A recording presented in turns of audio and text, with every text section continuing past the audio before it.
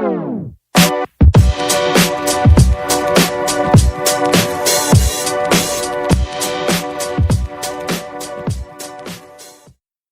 तक हमने देखा नथानियल एनसावानूर की मदद से उस समय तक सार्कोफेगस में सेफ रहा जब तक कि अर्थ पर दोबारा कैंग नहीं आ गया, और जब कैंग आया तब नथानियल चुपके से कैंग की शिप में घुस गया। नथानियल कैंग से अपना बदला लेना चाहता था और उसने कैंग को मारकर कैंग की शिप की मदद से वापस से इजिप्ट में पास्ट में चला गया ताकि वो खुद रामाटूट बनकर रवोना को बचा सके। उसने रवोना को सेव किया लेकिन उसे फैंटास्टिक फोर की वजह से भागना पड़ा, पर जिस टाइम में कैंग पहुंच गया था उसका सामना फिर से एक बार रवोना से होता है। अब आगे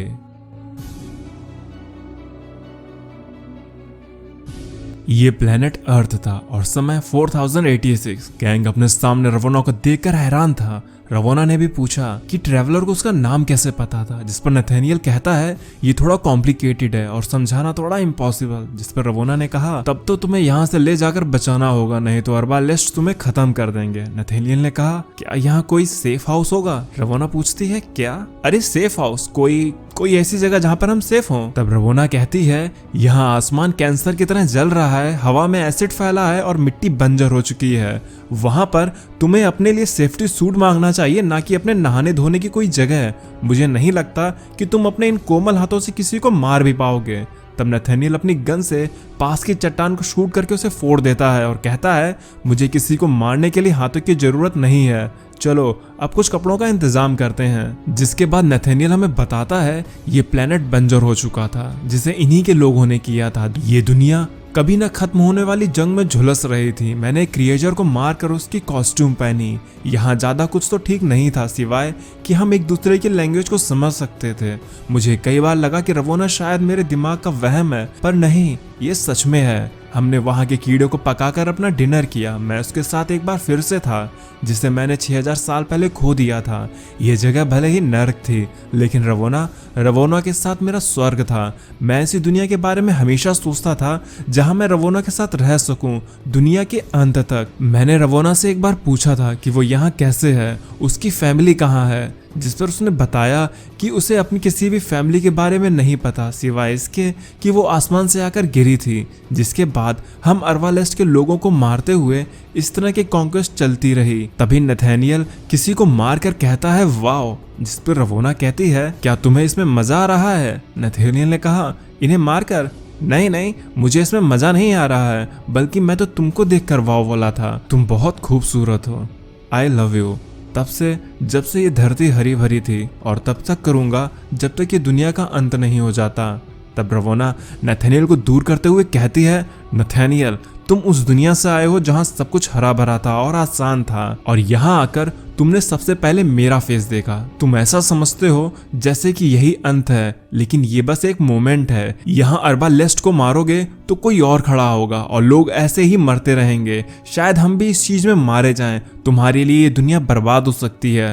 नथानियल ने कहा रवोना प्लीज ऐसा नहीं है, तुम गलत समझ रही हो, हम कहीं और जाकर भी रह सकते हैं सुकून से। जिस पे रवोना कैंग का हाथ अपने शोल्डर से हटाकर उसे फेंकते हुए बोलती है नहीं, तुम यहाँ जब से आए हो यहाँ की टेक्नोलॉजी समझ रहे हो। तुम्हें भले ही इस फेस से प्यार हो लेकिन मैं वो नहीं हूँ। मैं खुद को बिलोंग करती हूँ और आज से मेरे और तुम्हारे रास्ते अलग होते हैं।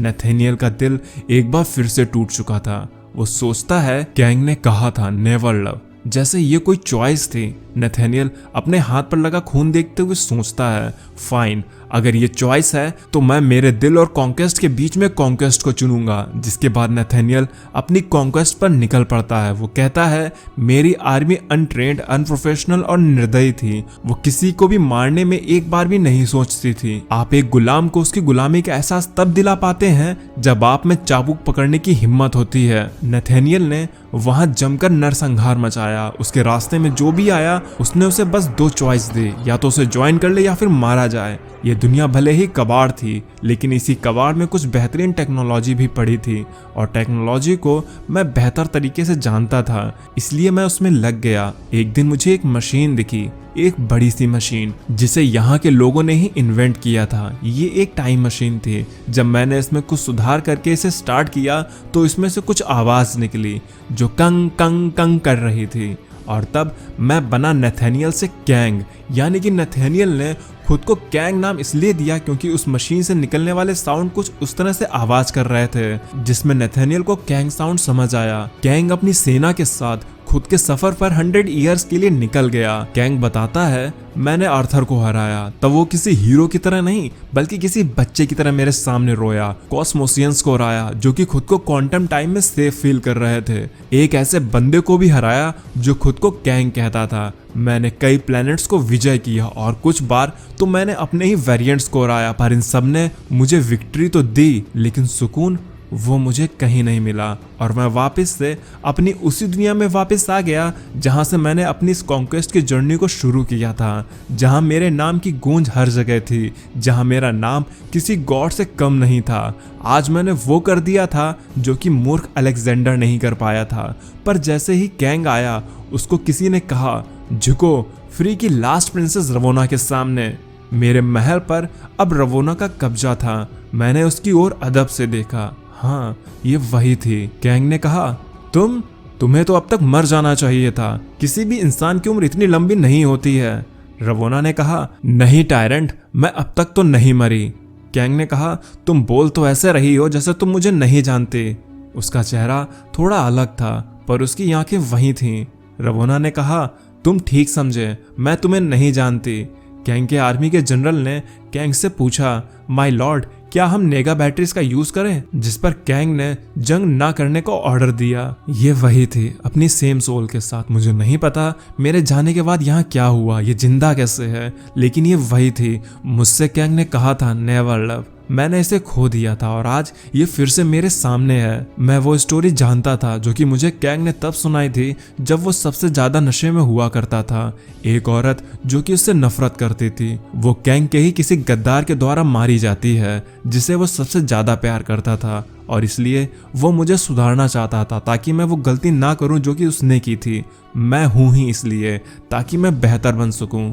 जिसके बाद कैंग ने ओमनी व्यूअर बनाया जिसमें वो हर टाइम में रवोना को देखने लगा ताकि वो रवोना की गुत्थी को सुलझा सके और वो कर सके जो कि कैंग नहीं कर पाया था। मेरे सिपाही जंग मांग रहे थे, उन्हें जंग का नशा जो हो चुका था। बेवकूफ थे वो लोग जो ब्रह्मांड के इस नेक्सस को नहीं समझ पा रहे थे।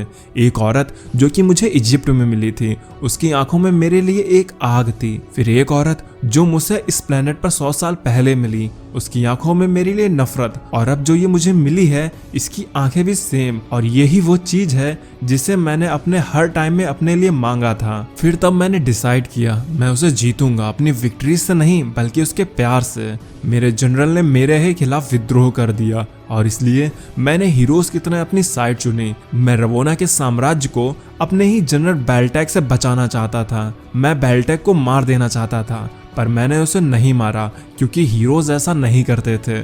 मैंने बेल्टैक पर दया दिखाई और उसे छोड़ दिया और इस तरह से मैंने उसे जीता।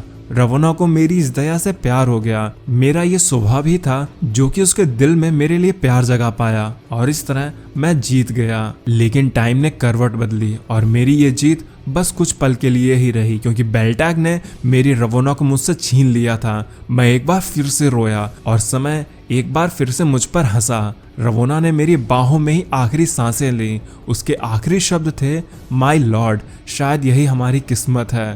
कैंग रो रहा था। उसने ये शब्द पहले भी सुने थे। कैंग अपने पीछे एक और कैंग को देखता है जो कि नेथेनियल को ये सब दिखा रहा होता है। कैंग ने कहा, मैं एक ऐसा विलेन बना जो अपने प्यार को नहीं बचा पाया और मैं एक ऐसा हीरो भी बना जो कि मेरी रवोना को नहीं बचाया। मेरा केज कैंग है। ये सच में बहुत दर्दनाक मंजर था जिसे आप चाहते हो और वो आपके प्यार को ठुकरा दे क्योंकि आपका स्वभाव तानाशाहों की तरह है। फिर तब आप अपने उस स्वभाव को बदलते हो सिर्फ उस शख्स के लिए और वो शख्स भी आपको प्यार करे, लेकिन प्यार करने के लिए वो शख्स ही जिंदा ना रहे, तब तकलीफ 10 गुना बढ़ जाती है।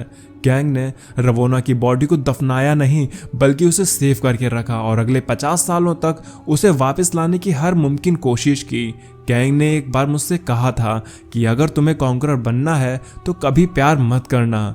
मैं टाइम में उन रिपल्स को देख सकता हूँ, इसलिए मैं इस टाइम को ही शैटर करके रख दूंगा। सिर्फ तुम्हारे लिए रवोना, सिर्फ तुम्हारे लिए। तुम्हें उठना होगा, एक बार नहीं बल्कि हजारों बार, क्योंकि तुम ही मेरी फाइनल कॉन्क्वेस्ट हो। जिसके बाद रवोना की बॉडी ग्लो होने लगती है और कैंग की इन्हीं लाइन के साथ ये एपिसोड यहीं पर खत्म हो जाता है। ये एपिसोड सच में बहुत दर्द भरा था।